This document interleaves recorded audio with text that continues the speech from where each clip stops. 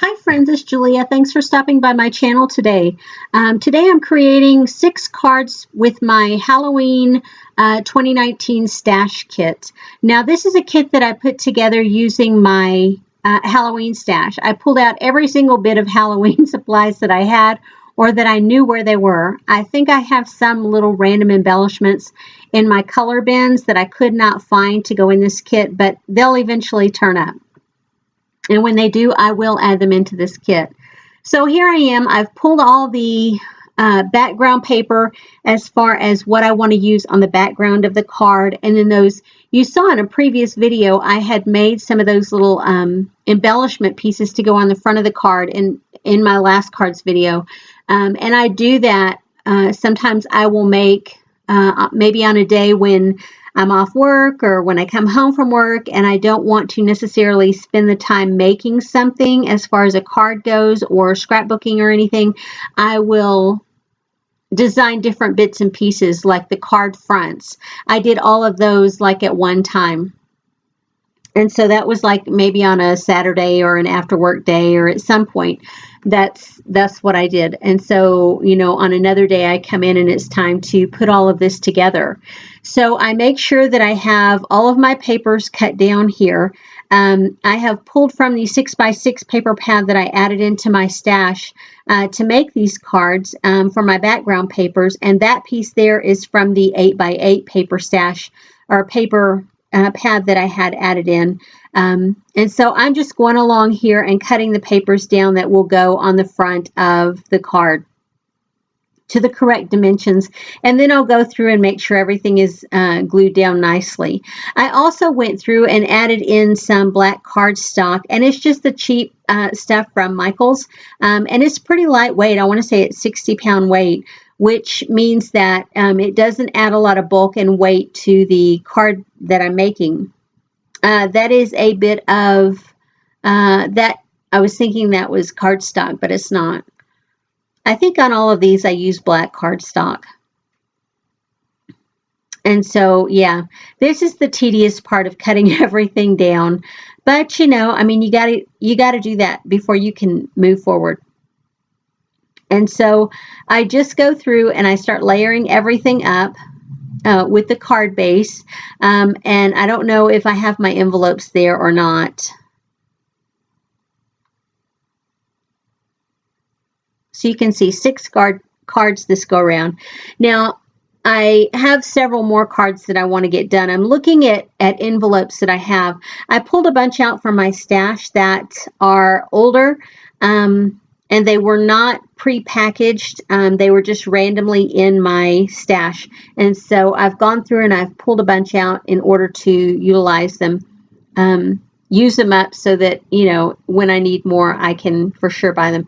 And I had gone through my entire basket where I keep all of my envelope supply stuff and kind of sorted it out and cleaned it out when I found these and thought, oh, I need to get these used up. So here I'm just layering everything together and putting it all together. It's not a very difficult process that I'm going through here. I went over to the Page Maps blog. And on their website, they have an area called Card Maps. Now, when you go to the Card Maps section, they have sometimes seasonal cards. They come out quarterly. So sometimes they'll have seasonal cards on there like Christmas or Thanksgiving or Halloween. They'll have those type cards on there, but sometimes they're just random cards. And I have learned to do what Christy Marcotte does. If you watch her YouTube channel, she will show you the sketch that she's using to create the cards. Now, she goes and she prints them out, and then she makes the cards to those dimensions. And so when you have the dimensions written down, it's easier to go through and do everything rapid fire. The cutting process is what takes a while if you don't have everything measured out. And so I pretty much did that with these cards. And going through all the background papers, I went through and found a sketch. I did not print it out, but I like scribbled it on a piece of paper and had my dimensions there as I was cutting everything down. And you can see those are images. That ghost is something that I had cut out from the paper stack that I had, the 6x6 paper stack, and then I stamped that and die cut it out. And then that card front is done. I think I go back here in just a few minutes and add some bling and stuff when I get to the bottom of my stack of cards. I tend to want to do it all at once. And so as I'm going through, that first one that I put on with the sugar skulls, those were already pre-made by the manufacturer on a sticker sheet, and I just bought a package of them and pulled out 4 and put them on that little piece of paper to put on the front of my card. Here's another ghost cut apart with another stamped image there. Yeah, this process, once you get it down and you are bulk making cards, because that's what I think of when I see cards like this, or when I watch Christy Marcotte do her whatever series she's doing on her YouTube channel. I think of this process as a bulk process. You are not just making one card for one person. You are making multiple cards at a time for multiple people. Even though they have the same feel and the same maybe embellishment type stuff, they're all a little bit different because they're all using bits and pieces of different paper and embellishments. So when you guys are making cards, do you do your card making this way? Do you make in bulk, or do you make individual cards each and every time for individual people? What I do with my cards, after so long, if I don't send them out, I go through my cards and pull them out for my grandkids' teacher.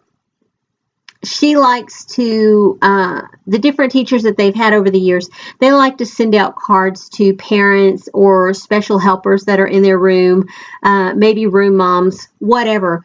They like to send out cards to people. But, you know, guys, teachers have to purchase a lot of their supplies themselves, cards included. And sometimes they're crafty people and they make them, you know, with the craft supplies that we provide to them, or they go out and buy on their own.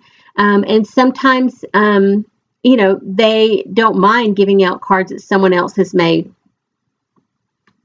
Here I've used a packaged piece, and then I have fussy cut that ghost out from one of the cut aparts. And so, yeah, putting it all together. So back to the school teacher.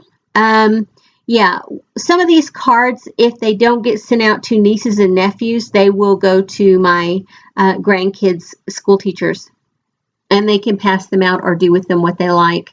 And you can see here I had started to put the glue on the piece of paper that I wanted face up. And that's the thing about the knockoff ATG that I use.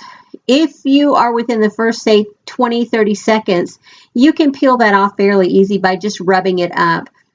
Longer than that, though, it's after about a minute or two, that stuff sticks pretty hard and it's difficult to get up. But for the purpose of these cards in the video and how I've got this going, it was relatively easy to peel up. There's another image that I stamped and die cut out. And those on that card front, on that little embellishment piece there, those are all things that came off of a pre-made sticker pack. And so I just put it all on to that one piece.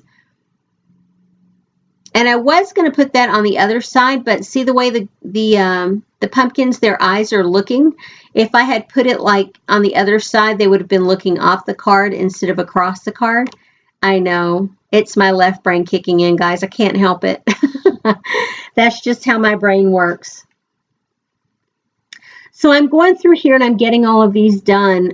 Once this process is done, once I choose everything and get those card fronts made, this whole process of putting these together does not take very long. You know, I think total, once I had the front pieces made, I want to say it took me probably, 30, 45 minutes to get all the stamping done and get these cards put together. And I think that's one of the things that I like about making bulk cards is the process of doing it you know, in a order like this of making all the card fronts or the embellishment pieces for the front, and then making then gluing all the cards together, and then doing all the stamping. It makes it go so much faster for me.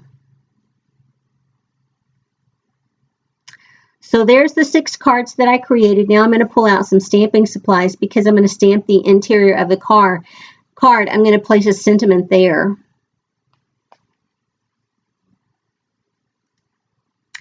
I want to say a big thank you for all the people who have recently subscribed to me. I have been absolutely astounded by the number of people every day subscribing to me. And I would love to hear how you found me. Did YouTube recommend you, or did you just hear about me on somebody else's channel? I would love to hear about it. So please leave me a comment and let me know. I love to be an inspiration to you guys, and one of the reasons that I make these videos is not only to inspire myself to create more, but knowing that I'm inspiring you to dig into your stash and to create things with what you have. I love kit clubs, and I have belonged to a couple over the years, but none have been ones that I have stuck with for 5 or 6 years. It's always been short term, like a year or more. Maybe a year or two, and that's been tops how long I've stuck with something. I don't always have brand new product coming into my room, into my scrap stash. Sometimes I have older supplies when I go out to Tuesday morning, or order online from a discount store. Sometimes I will have that older stash coming in, and I'm okay because that is new to me and it's all good. A lot of times I will order a new product from different manufacturers or different companies, as well as close to my heart. I tend to buy a lot from them as well because I love their stamps and their stamp quality. And so I hope when you see some of my stash, if you recognize something that you have in your own stash, I am hoping that seeing mine will inspire you to get yours out. I like to stamp on my envelopes, and so that's what you see me doing here. I've stamped that cat from one of my stamp sets, my Halloween stamp sets, and now I am stamping the broom down. And yeah, and then I'm going to call it good on these. They are going to be ready to go into the mail. And this month, through the month of October, I have been trying to create more scrapbook layouts and cards so that when Halloween comes, I will be prepared and I can send all of my grandkids, my nieces and my nephews, and a couple of friends, their kids, cards for Halloween. And then I've made several layouts that I hope to be able to put some photos in once the season is over. And I hope this inspires you to do the same thing. I know I have lots of stash that has been in my Halloween stash has been in there for years and years, and I'm okay with that. I have learned over the years, I buy things that I love and I want to have, and I have no qualms about keeping it regardless of the age. I did a recent stash dive to build a kit, and I found stuff that had been in my stash for 20 plus years. So I'm okay with it. It doesn't bother me in the least. I'm not one who feels the need to purge very much. I mean, I do get tired of looking at things and I do clean things out. So just know that if you have something in your stash that is really old, don't be bashful about using it. If you kept it because you loved it, please, please pull it out and use it. Have fun with it. That's why you bought it, isn't it? It's why I buy things. So pull it out and use it up. Get some fun use out of it. Things that, make something to either keep for yourself or to give away. Have fun. Anyway, again, I want to say a big thank you to everybody who has subscribed to my channel. If you are interested in seeing videos as they come out, hit that subscribe button and then the notification bell, and that will notify you when I put new videos out. And if you are inspired, I would just ask that you would hit that thumbs up button, because that's really why I'm doing these videos, is I want to inspire you to create more, because really and truly this whole process inspires me to create more. Anyway, thanks for sticking around, guys, and I will see you on the next video. Have a great day, everyone. Bye-bye.